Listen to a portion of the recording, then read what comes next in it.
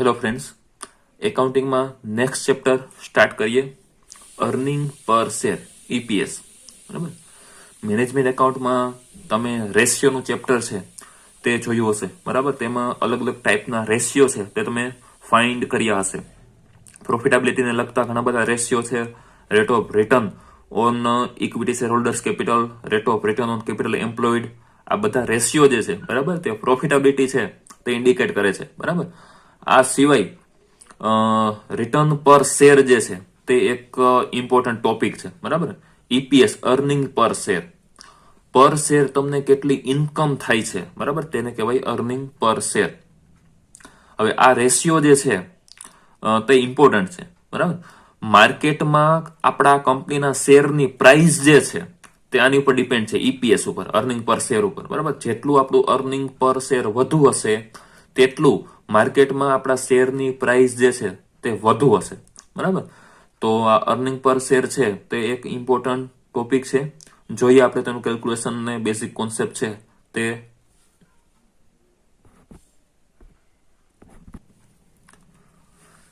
EPS નું calculation કઈ રીતે થાય, કેલ્ક્યુલેશન ઓફ EPS છે તે જોઈએ. બરાબર. નોર્મલી આપણને XYZ આ તમે માર્જિનલ કોસ્ટિંગમાં આઈ થિંક આ બધું જોયું હશે. બરાબર. સેલ્સમાંથી વેરિયેબલ કોસ્ટ માઇનસ કરો તો તમને કન્ટ્રીબ્યુશન મળે. બરાબર. કન્ટ્રીબ્યુશન માઇનસ ફિક્સ કોસ્ટ તો આપણને પ્રોફિટ અથવા તો EBIT, earning before interest and tax મળે. બરાબર. તેમાંથી ઇન્ટરેસ્ટ માઇનસ કરો તો આપણને EBT, અર્નિંગ બિફોર ટેક્સ મળે. એમાંથી ટેક્સ માઇનસ કરો તો PAT, પ્રોફિટ આફ્ટર ટેક્સ. બરાબર. હવે આ ટેક્સ બોથ માટે હોય, equity share holder and preference share holder. તેમાંથી તમે પ્રેફરન્સ ડિવિડન્ડ માઇનસ કરો તો આપણને મળે profit available four equity share holder. આ બધું જે તમે માઇનસ કરો એટલે છેલ્લે જે પ્રોફિટ વધે બરાબર તે ઇક્વિટી શેર હોલ્ડર માટેનો પ્રોફિટ આપણને મળે. અને એને તમે ડિવાઈડ કરો નંબર ઓફ ઇક્વિટી શેર થી તો આપણને અર્નિંગ પર શેર. બરાબર. એક શેર ઉપર તમને કેટલી અર્નિંગ થાય છે તે આપણને મળે. બરાબર. તો આ બેઝિક કોન્સેપ્ટ હતો EPS નો, અર્નિંગ પર શેરનો. બરાબર. જેટલું અર્નિંગ પર શેર વધુ એટલી કંપનીની પોઝિશન સારી. બરાબર. અને એટલા વધુ લોકો ઇક્વિટી શેર હોલ્ડમાં, ઇક્વિટી શેરમાં ઇન્વેસ્ટ કરવા માટે આકર્ષાશે. બરાબર. કારણ કે જેમ અર્નિંગ પર શેર વધુ, શેર ઉપર જેટલું અર્નિંગ વધુ હોય તો એટલું જ વધુ લોકોને ઇન્ટરેસ્ટ પડશે કે આ કંપનીમાં આપણે ઇન્વેસ્ટ કરીએ. ઓકે ફ્રેન્ડ્સ, આ EPS જે છે બરાબર તે કંપનીના કેપિટલ સ્ટ્રક્ચર ઉપર ડિપેન્ડ કરે છે. બરાબર. અહીંયા સુધી તો ઓકે, EBIT બરાબર. એમાંથી પછી આપણે ઇન્ટરેસ્ટ માઇનસ કરીએ. ઇન્ટરેસ્ટ ક્યારે માઇનસ કરીએ અને કોનું ઇન્ટરેસ્ટ માઇનસ થાય? જો કંઈ આપણે ડેપ્ટ હોય બરાબર, આપણે કોઈની આગળથી ડેપ્ટ લીધું હોય તો એનું ઇન્ટરેસ્ટ, નોર્મલી ડિબેન્ચર છે તેનું ઇન્ટરેસ્ટ છે તે અહીંયાથી આપણે માઇનસ કરીએ. પછી ટેક્સ છે તો એ તો નોર્મલી હોય જ. બરાબર. Preference dividend. પ્રેફરન્સ ડિવિડન્ડ ક્યારે? જ્યારે કંપનીના સ્ટ્રક્ચરમાં પ્રેફરન્સ શેર હોય તો. બરાબર. કંપનીનું કેપિટલ સ્ટ્રક્ચર કેનાથી બનેલું હોય? ઇક્વિટી શેર કમ્પલસરી છે, ઇક્વિટી શેર તો હોય જ. બરાબર. પછી પ્રેફરન્સ શેર હોય પણ અને ન પણ હોય, અને ડિબેન્ચર. બરાબર. આપણે કેપિટલ એટલી જગ્યાએથી આપણે નોર્મલી રેઝ કરતા હોઈએ. બરાબર. તો ઇક્વિટી, પ્રેફરન્સ અને ડિવિડન્ડ આ બધું મળીને આપણું કેપિટલ સ્ટ્રક્ચર છે તે બને. ડિબેન્ચર હોય તો ઇન્ટરેસ્ટ માઇનસ થાય, અહીંયા ન હોય તો કઈ નહીં. બરાબર. ટેક્સ તો નોર્મલી હોય જ. અને પ્રેફરન્સ ડિવિડન્ડ ક્યારે માઇનસ થાય? આપણા કેપિટલ સ્ટ્રક્ચરમાં પ્રેફરન્સ શેર હોય તો. બરાબર. આ બધી વસ્તુ આપણું જે કેપિટલ સ્ટ્રક્ચર છે તેમાં ડિબેન્ચરનું પોર્શન કેટલું છે, પ્રેફરન્સ શેરનું પોર્શન કેટલું છે, એની ઉપર આ EPS છે એ ડિપેન્ડ કરે. બરાબર. એટલે પ્રોફિટ માની લો કે આપણી આગળ 5 લાખ અવેલેબલ હોય. બરાબર. તો જરૂરી નથી કે બે કંપની હોય, બેનો પ્રોફિટ માની લો કે 5 લાખ હોય તો એનું EPS સેમ જ આવે. કેપિટલ સ્ટ્રક્ચર ઉપર ડિપેન્ડ કરે કે એનું EPS છે તે કેટલું આવે. બરાબર. કોઈમાં ઇક્વિટી શેર વધુ હોય, કોઈમાં પ્રેફરન્સ શેર વધુ હોય, કોઈમાં ડિબેન્ચર છે. બરાબર. આ બધું જે પોર્શન છે એ કેટલા ઓલામાં આખું કેપિટલ સ્ટ્રક્ચર ડિસ્ટ્રીબ્યુટ થયેલું છે એના ઉપરથી EPS છે તે મળે. સેમ પ્રોફિટ હોવા છતાં પણ EPS અલગ અલગ આવી શકે આ સ્ટ્રક્ચરના આધાર ઉપર. ઓકે, જોઈએ આપણે પ્રેક્ટિકલ સમ. આપણી બુકમાં આપણને પેજ નંબર 62 પર ફર્સ્ટ ઇલ્યુસ્ટ્રેશન છે તે આપેલું છે. Particular of 2 companies are given as below. Find out earning per share of both the companies. Total asset company A ની 20, બી ની પણ 20, 10% ડિબેન્ચર એમાં નથી ડિબેન્ચર, બરાબર. બી માં છે 5 lakh. Equity share capital, equity share of rupees 10 each, એમાં 20 લાખ, બી માં 15 લાખ. બેની ફ્રેન્ડ જો ટોટલ કેપિટલ, આની ટોટલ 20 આની પાસે ઇક્વિટી છે, આની પાસે 15 ઇક્વિટી અને 5 લાખના ડિબેન્ચર છે. ટોટલ 20 લાખ આની પણ કેપિટલ થઈ, બરાબર. Rate of return on asset before deduction of tax 20% બેમાં, અને રેટ ઓફ ટેક્સ બેમાં સેમ 50%. ડિફરન્સ શું છે કેપિટલ સ્ટ્રક્ચરમાં? અહીંયા 20 ના ઇક્વિટી છે, અહીંયા 15 ના ઇક્વિટી અને 5 ના ડિબેન્ચર છે. તો અર્નિંગ પર શેરમાં શું ડિફરન્સ પડે અને કેલ્ક્યુલેશન અર્નિંગ પર શેરનું કઈ રીતે થાય તે જોઈએ. અહીંયા first of all earning before interest and tax EBIT, બરાબર. આપણને ક્વેશ્ચનમાં કીધું છે કે 20% rate of return 20% on asset. તો ટોટલ અસેટ આપણી 20 લાખની છે અને એના 20% એટલે 4 લાખ EBIT આપણું બનશે, બરાબર. 20 લાખ અસેટ અને એની ઉપર રિટર્ન 20% આપણે ક્વેશ્ચનમાં કીધેલું જ છે. તો 4 લાખ આપણું EBIT કંપની એ માં અને કંપની બી માં બંનેમાં. હવે EBIT માંથી ફર્સ્ટ ઓફ ઓલ લેસ શું કરશું? ઇન્ટરેસ્ટ, બરાબર. ડિબેન્ચરનું ઇન્ટરેસ્ટ. તો કંપની એ માં ડિબેન્ચર છે જ નહીં, તો કઈ નહીં. કંપની બી માં ડિબેન્ચર છે, 5 લાખ ડિબેન્ચર છે અને 10% ડિબેન્ચર, તો એ ડિબેન્ચરનું ઇન્ટરેસ્ટનો રેટ હોય તો 5 લાખ ઇન્ટુ 10% એટલે 50,000 કંપની બી માં માઇનસ થશે. તો આપણને મળશે EBT, અર્નિંગ બિફોર ટેક્સ. આમાં કઈ નથી તો 4 લાખના 4 લાખ, અહીંયા 4 - 50 એટલે 3,50,000. એમાંથી ટેક્સ માઇનસ કરશું EBT માંથી, લેસ ટેક્સ. આપણને ટેક્સનો રેટ 50% કીધેલો છે, તો 4 લાખ - 2 લાખ અહીંયા થશે અને 3,50,000 માંથી 175 તેના 50% માઇનસ કરીએ તો આપણને મળે અર્નિંગ આફ્ટર ટેક્સ, બરાબર, અથવા તો પ્રોફિટ આફ્ટર ટેક્સ 2 લાખ અને 1,75,000. હવે આ જે પ્રોફિટ છે, બરાબર, એમાંથી પ્રેફરન્સ શેરનો ડિવિડન્ડ માઇનસ કરવાનું થાય, પણ આ ક્વેશ્ચનમાં બેમાંથી એકય કંપનીમાં પ્રેફરન્સ શેર એના કેપિટલ સ્ટ્રક્ચરમાં છે જ નહીં, બરાબર. જો હોત તો આપણે માઇનસ કરત, બરાબર. અહીંયા નથી, તો ડાયરેક્ટલી આપણે EPS ફાઇન્ડ કરવા માટે અર્નિંગ આફ્ટર ટેક્સ, બરાબર, divided by number of share. જેટલું આપણે અર્નિંગ આવ્યું એને આપણે શેરથી એને નંબર ઓફ ઇક્વિટી શેરથી ડિવાઈડ કરીએ. ઇક્વિટી શેરથી ડિવાઈડ થાય નંબર ઓફ ઇક્વિટી શેર, બરાબર. તો કંપની એમાં ટોટલ 20 લાખ કેપિટલ છે અને 10 રૂપિયાનો શેર, તો 20 ડિવાઇડેડ બાય 10 એટલે 2 લાખ શેર થાય, બરાબર. આ તો આપણે earning after tax 2 lakh divided by number of share 2 lakh, તો અર્નિંગ પર શેર 1. હવે અહીંયા અર્નિંગ આફ્ટર ટેક્સ કેટલી છે? 1,75,000 ડિવાઇડેડ બાય ઇક્વિટી શેર, તો શેર એના 50 લાખ શેર છે, બરાબર. Share capital 50 lakh divided by 10, તો 1,50,000 નંબર ઓફ ઇક્વિટી શેર બનશે, બરાબર. તો 175 ડિવાઇડેડ બાય 150, તો 1.70. અહીંયા earning per share earning after tax વધુ છે, છતાં પણ EPS કેટલો આવ્યો? ઓછો આની કમ્પેરિઝનમાં. અને કમ્પેરેટિવલી અહીંયા 175 અર્નિંગ આફ્ટર ટેક્સ ઓછું છે, છતાં પણ આનું EPS 1.17, બરાબર. મેટર ક્યાં બદલું? ક્યાં? અહીંયા 2 લાખ છે, અહીંયા 150 છે કેપિટલ સ્ટ્રક્ચર ઇક્વિટી શેરમાં, બરાબર.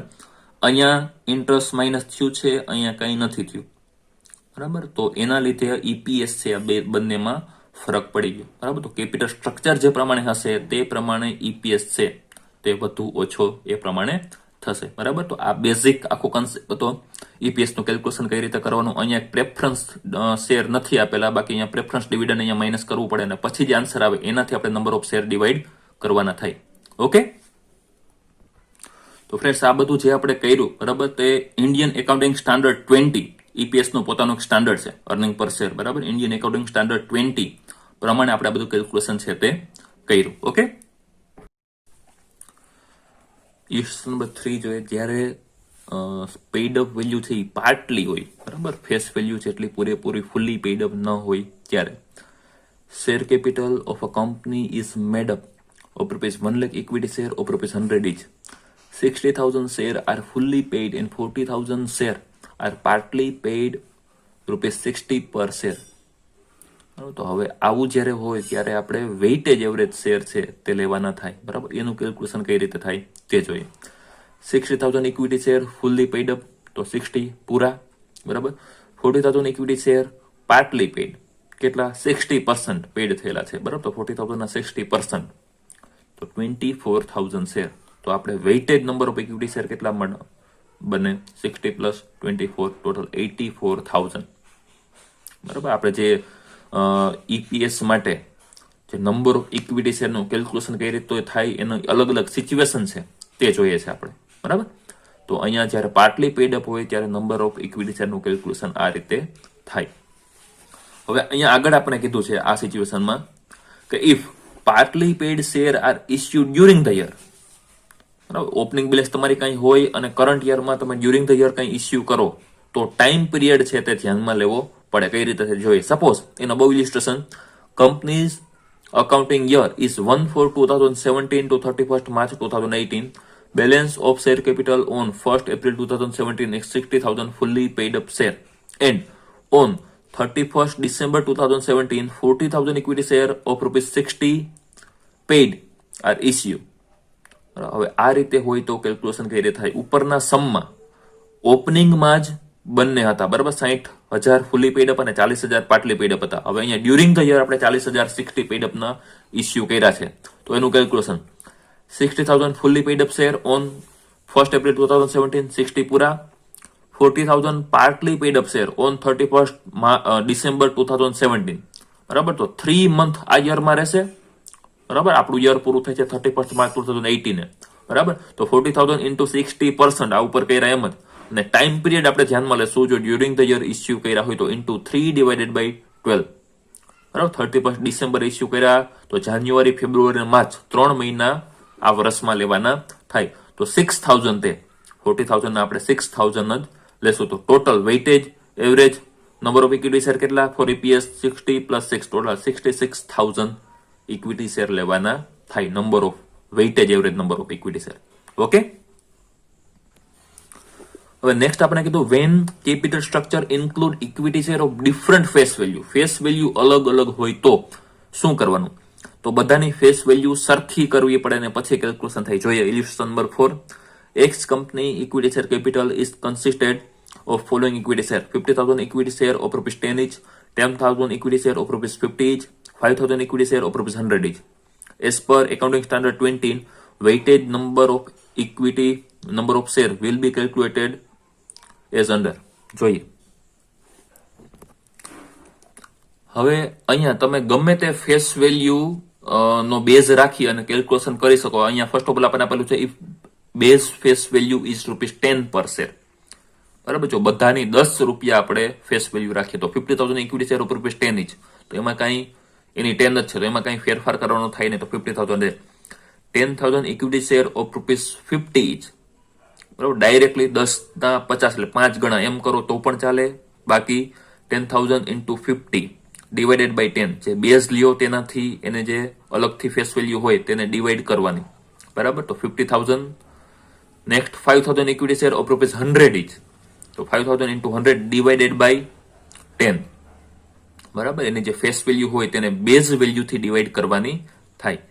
તો 50,000 છે. ટોટલ કેટલા? 1,50,000 શેર બને, બરાબર. Weightage average number of equity share ₹10 જો લઈએ તો 1,50,000. ઓકે. હવે સેકન્ડ સિચ્યુએશન આપણે કીધું if base value of share is taken ₹100 પર શેર. જો 100 લ્યો તો શું કરવાનું? તો 50,000 equity share 50,000 into 10 divided by જે બેઝ વેલ્યુ આપણે રાખી છે તે, બરાબર. બેઝ વેલ્યુ આપણે કેટલી 100 રાખી, તો 100 તો 5,000 શેર. 10,000 50 એની પ્રાઇસ, તો 10,000 into 50 ડિવાઇડેડ બાય 100 બેઝ આપણે જે રાખ્યો છે તે, તો 5,000 અને 5,000 ઓફ ₹100, તો એમાં કઈ 100 જ છે તો કરવાની કઈ જરૂર નથી. તો 5,000 ટોટલ 15,000 વેઇટેજ એવરેજ શેર છે તે આપણને મળે, બરાબર. તો જે પ્રમાણે આપણે બેઝ વેલ્યુ નક્કી કરીએ તો તે પ્રમાણે જો અલગ અલગ ફેસ વેલ્યુ હોય તો તેને કન્વર્ટ કરવા પડે. તો આ રીતે weightage average number of equity share છે તે મળે. ઓકે. આગળ આપણને કન્સેપ્ટ આપેલો છે split or reverse split. It means કે ₹100 શેર આપણે ₹10 કન્વર્ટ કરીએ અથવા તો ₹10 શેર છે તો તમે ₹100 શેરમાં કન્વર્ટ કરો તો કઈ રીતે થાય, બરાબર. હવે અહીંયા જોઈએ a share of ₹100 each is divided into 10 share of ₹10 each. બરાબર. હવે 100 રૂપિયાના શેરને આપણે 10 રૂપિયામાં કન્વર્ટ કરીએ છીએ. બરાબર. This process will change the number of share if there is 1000 equity share of ₹100 each. બરાબર.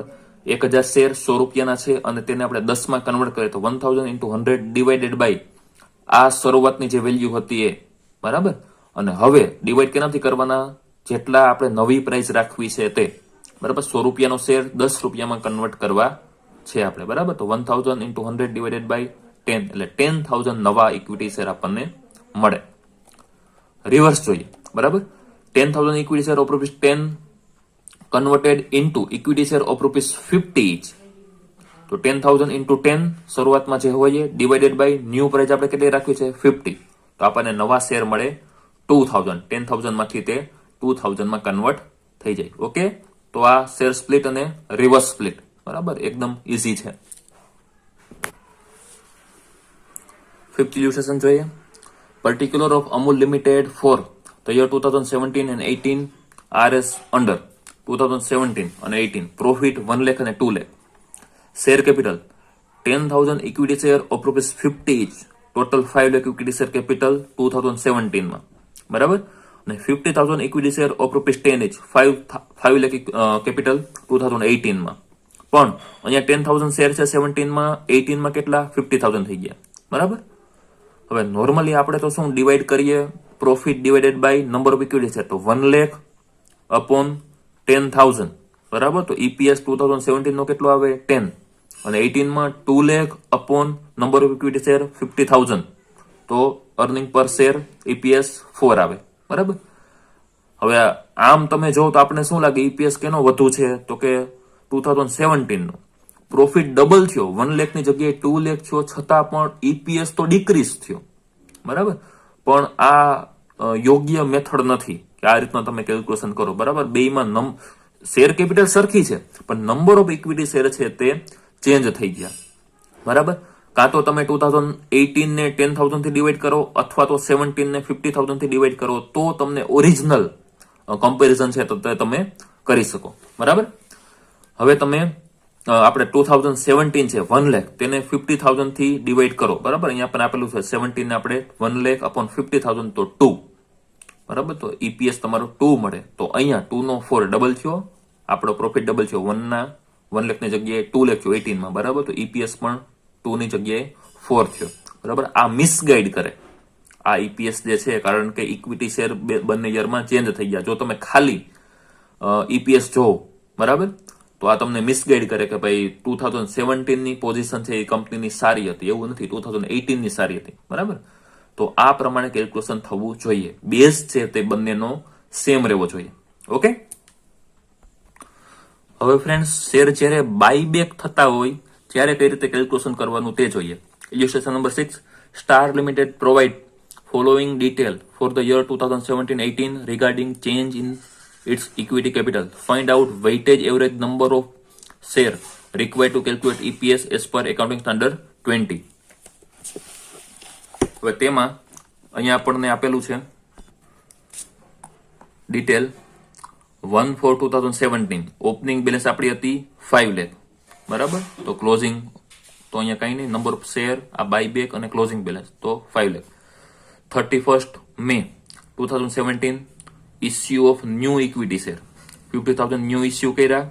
બરાબર. તો ટોટલ આપણી ક્લોઝિંગ બેલેન્સ થઈ 5,50,000. 31st August 2017 બાયબેક કર્યા 50,000. તો 550 માંથી 15 ગયા તો 5,35,000. બરાબર. 1st December 2017 issue of new equity share 25,000. તો 535 પ્લસ 25 તો ટોટલ આપણી પાસે શેર થયા 5,60,000. 28 ફેબ્રુઆરી બાયબેક કર્યા આપણે 20,000. તો 560 માઇનસ 20 એટલે 5,40,000 આપણી પાસે at the end of the year closing balance આપણી 540 છે તે રહી. બરાબર. ઓકે. હવે આ નોર્મલી આપણે શું છેલ્લે આપણી પાસે 5,40,000 છે, પણ જ્યારે ઈપીએસ નું કેલ્ક્યુલેશન કરો ત્યારે આ 540 લેવાના ન થાય. એનું કેલ્ક્યુલેશન કઈ રીતે કરવું તે જોઈએ. બરાબર. બે મેથડ થી આનું તમે કેલ્ક્યુલેશન કરી શકો. જોઈએ બંને મેથડ આપણે. ફર્સ્ટ ઓફ ઓલ આપણે અહીંયા ફર્સ્ટ મેથડ જોઈએ. બરાબર. આ જે શેર છે તે કેટલા ટાઈમ રહ્યા. બરાબર. Date, particular, number of share, buyback overall balance શેરની, ટાઈમ ફેક્ટર, બરાબર, અને વેઇટેજ નંબર ઓફ શેર, બરાબર. 1/4/2017 ના ઓપનિંગ બેલેન્સ આપણી પાસે હતી 5 લાખની, બરાબર. હવે આ 5 લાખ શેર છે ક્યાં સુધી રહ્યા? તો કે નેક્સ્ટ ન્યૂ ઇસ્યુ આપણે ક્યારે કર્યા? 31/5. તો ચોથો મહિનો આખો અને પાંચમો મહિનો આખો 2 મહિના સુધી આપણી પાસે 5 લાખ શેરની બેલેન્સ રહી, બરાબર. તો 5 લાખ into 2 divided by 12, 83,333, બરાબર. જેટલી આપણા શેર છે કેટલો? 5 લાખ શેર 2 મહિના રહ્યા, બરાબર. તો 2 divided by 12, 83,333. તેને આપણે ઇસ્યુ કર્યા, બરાબર. ન્યૂ ઇસ્યુ 31/5/2017 કર્યા 50,000 શેર, બરાબર. તો ટોટલ 5 લાખ હતા, બીજા ઇસ્યુ છે 50, તો ટોટલ 5,50,000 આપણી પાસે શેર બન્યા. હવે 550 કેટલો ટાઈમ રહ્યા, બરાબર. તો 31 ઓગસ્ટે આપણે બાયબેક કર્યા, એટલે કે ઘટ્યા છે, બરાબર. તો 6, 7 અને 8 3 મંથ છે તે 5,50,000 શેર રહ્યા. તો 550 into 3 divided by 12 આ ટાઈમ ફેક્ટર છે તે આપણે ધ્યાનમાં લઈએ છીએ, બરાબર. તો 1,37,500, બરાબર. ઓકે, આગળ જોઈએ. નેક્સ્ટ બાયબેક આપણે કર્યું 15,000 નું, બરાબર. તો 550 બાયબેક છે તો માઇનસ, બરાબર, એટલા શેર માર્કેટમાંથી આપણે પાછા ખેંચી લીધા. તો શેર કેટલાના રહ્યા માર્કેટમાં? 5,35,000. કેટલો ટાઈમ સુધી રહ્યા? તો નેક્સ્ટ આપણે 1/12 ન્યૂ ઇસ્યુ કર્યો, બરાબર. તો 9, 10, 11 આ 3 મંથ રહ્યા, બરાબર. તો 535 into 3 divided by 12, 1,33,750. આગળ આપણે 1 ડિસેમ્બરે ઇસ્યુ કર્યા 25,000, તો ઇન્ક્રીઝ થશે 535 પ્લસ 25, તો 560 એ બેલેન્સ. હવે 560 કેટલો ટાઈમ રહ્યા? તો કે આપણે છેલ્લે 28 ફેબ્રુઆરીએ બાયબેક કર્યા, બરાબર. તો December, January and February 3 month. તો 560 into 3 divided by 12, 140. અને છેલ્લે, બરાબર, 20,000 આપણે બાયબેક કરીએ તો 560 minus 20, તો 540. હવે આ કેટલા ટાઈમ રહ્યા? તો કે યર ક્લોઝ થાય ત્યાં સુધી, બરાબર. અહીંયા ફેબ્રુઆરી તો પૂરો થઈ ગયો, 1 માર્ચ to 31 માર્ચ એટલે કે 1 મંથ. તો 540 into 1 divided by 12 એટલે 45,000. તો વેઇટેજ નો ટોટલ મારવાનો, તો ટોટલ આપણને મળે 5,39,583 શેર, બરાબર. બાકી ટ્રેડિશનલી તો આપણે 540 એટલા આપણે છેલ્લે હતા, પણ જ્યારે ઈપીએસ નું કેલ્ક્યુલેશન કરો ત્યારે weightage number of equity share લેવા પડે 5,39,583. ઓકે, સેકન્ડ મેથડ થી કરીએ આનું કેલ્ક્યુલેશન કઈ રીતે થાય તે. આન્સર સેમ જ આવે ગમે તે મેથડ થી કરો. 1 એપ્રિલે ઓપનિંગ બેલેન્સ આપણી હતી 5 લાખ.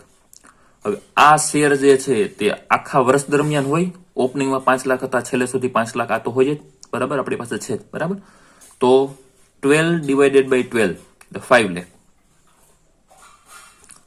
ઓલામાં આપણે કેટલો સમય ચેન્જ થતા હતા, બરાબર, એટલો ટાઈમ લેતા હતા. અહીંયા પૂરેપૂરો 12 મંથ જે છે, બરાબર, એ લેશું. સેકન્ડ ન્યૂ ઇસ્યુ આપણે કર્યા 50,000 શેર, ક્યારે કર્યા? 31 મે. તો આ કેટલો ટાઈમ 50,000 છે? આ ડ્યુરિંગ ધ યર રહ્યા 5મા મહિનામાં આ શેર આપણે ઇસ્યુ કર્યા, બરાબર. તો ટોટલ 10 મહિના શેર હોય, બરાબર. તો 50,000 into 10 divided by 12 એટલે 41,667. ઇસ્યુ કરીએ તે પ્લસ કરવાના, બાયબેક કરીએ તે માઇનસ કરવાનું, બરાબર. બાયબેક કર્યા આપણે 31 ઓગસ્ટે 50,000 શેર, બરાબર. તો આના પછીના ઇસ્યુ કર્યા ત્યારથી લઈને યર ક્લોઝ થાય ત્યાં સુધીની ડેટ ગણવાની, બરાબર. તો 9, 10, 11, 12, 1, 2 અને 3 7 મહિના, બરાબર. તો 50,000 into 7 divided by 12 તો 8,750 માઇનસ બાયબેક છે તો માઇનસ, ન્યૂ ઇસ્યુ કરીએ પ્લસ, બાયબેક કરીએ તે માઇનસ, બરાબર. ન્યૂ ઇસ્યુ કર્યા 1 ડિસેમ્બરે, બરાબર. તો 4 મહિના હોય, ડિસેમ્બર, જાન્યુઆરી, ફેબ્રુઆરી અને March. 25,000 into 4 divided by 12 8,333. Buyback કર્યા 28 ફેબ્રુઆરીએ 20,000, તો એક જ મહિનો આપણે માર્ચ મહિનો, બરાબર.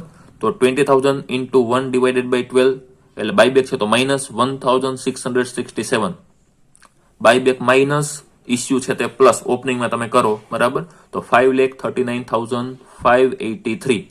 આગળની મેથડમાં શું કરતા હતા, નેક્સ્ટ જે ડેટ છે ત્યાં સુધીનું કેલ્ક્યુલેશન આપણે કરતા હતા, અને અહીંયા શું કરીએ છીએ, યર પૂરું થાય છે ત્યાં સુધી આપણે ટોટલ કેલ્ક્યુલેશન કરીએ છીએ.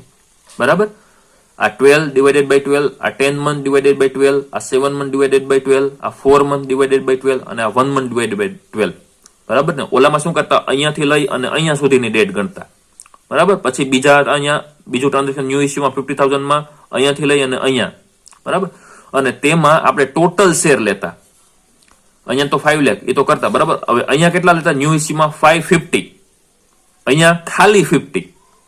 પર આ બે વસ્તુનો ફરક છે, એક તો મંથ અને બીજું અહીંયા ટોટલ શેર આપણે લેતા. બરાબર. અને અહીંયા ખાલી ઇસ્યુ અથવા તો બાયબેક કર્યા એ જ લઈએ છીએ. એ ડેટ થી લઈ અને છેલ્લે યર પૂરું થાય ત્યાં સુધીના મંથ આપણે કેલ્ક્યુલેટ કરીએ છીએ. બરાબર. સેકન્ડ મેથડમાં તો ગમે તે મેથડથી તમે સમ કરી શકો. વેઇટેજ એવરેજનો આન્સર આપણો સેમ આવે, તમને જે યોગ્ય લાગે તે મેથડથી આપણે નોર્મલી આ ઈઝી પડે. પ્લસ માઇનસ કરવાનું છે પણ આખા ટોટલ મહિના કેલ્ક્યુલેટ કરો, તમને જે ઈઝી લાગતી હોય તે મેથડ તમે કરી શકો. ઓકે. તો આ રીતે આનું અર્નિંગ પર શેર માટે નંબર ઓફ ઇક્વિટી શેરનું કેલ્ક્યુલેશન આ પ્રમાણે થાય. ઓકે. બીજું કઈ તમને ક્વેશ્ચન હોય તો પૂછજો, બાકીના ક્વેશ્ચન છે તે આપણે આગળના લેક્ચરમાં જોશું. Thank you.